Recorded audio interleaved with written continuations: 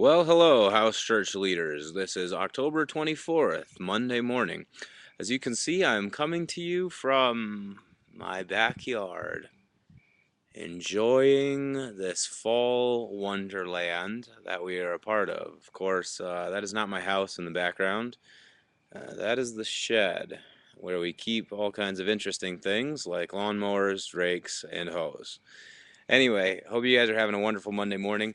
Here's a little house church coaching tip for you this morning. A couple weeks ago, I was talking to Mr. Patrick Rawls. Yes, Patrick Rawls of the Rawls House Church, and just kind of asking him how he was doing in his house church, and if he was feeling good and comfortable and all that stuff. And he made this comment that I thought was really great. And he said, I find that my anxiety level is directly proportionate to the amount of things I don't delegate out to other people, or something like that. Essentially, the formula was for him when he was in charge of every single facet of what was happening in house church, as far as doing everything in house church, then his level of anxiety increased. But the more things he gave away, the more he was able to just kind of sit back, relax, and enjoy what was happening.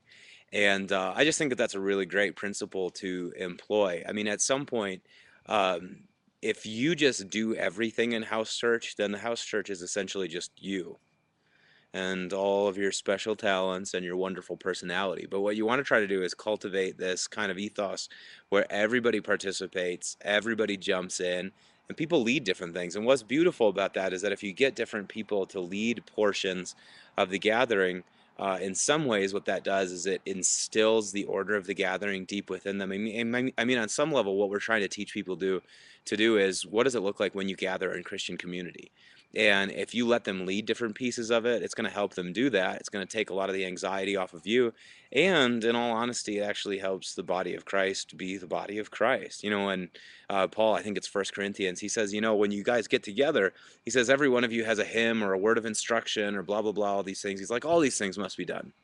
So he's basically like, when you guys get together, everybody's got something that they need to bring to the table. Somebody's got a song that they want to sing. Somebody's got a word of instruction. Another person has this. Another person has that. He's like, all these things need to be done for the strengthening of the body. So find ways to give away pieces of what you do in house church, whether it's the Thanksgivings piece, if you want to have somebody, do that.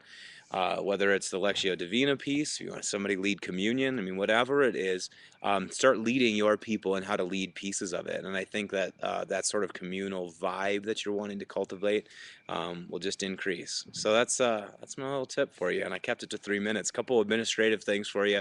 The Lectio reading for this week is Psalm 56. So that's Psalm 56. So enjoy doing that. And then remember, 2 Saturdays from now, we'll be gathering probably 6 o'clock or so at our place here at 2210 South Lowell Boulevard, Denver, Colorado, 80219 for a little leaders get together, which will be really nice. We'll eat some dinner and we'll pray and listen to stories. And I just think it's going to be all warm and gooey. And hey, also, I love you guys a lot. So thanks for doing this. Thanks for shepherding our people. Thank you for leaning into this with all of your hearts, and just pray God's grace and blessing and help. May you feel full in your soul, and may that fullness flow over into your people. Grace, mercy, and peace be with you all. What's that? And also with you? Oh, okay. Thanks. Appreciate it. Later.